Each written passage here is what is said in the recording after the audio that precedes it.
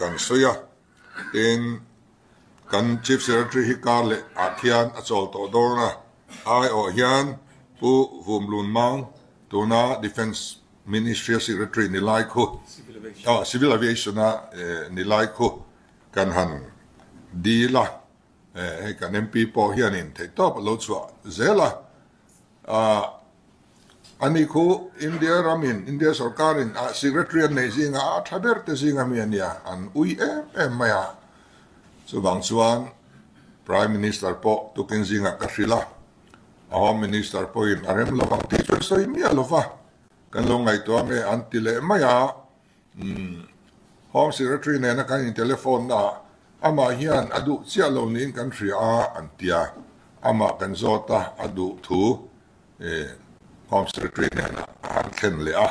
this one akan til clear ta de leka ani he thailo ni point akmut ka dera ai senior housing hi short list lo siam ula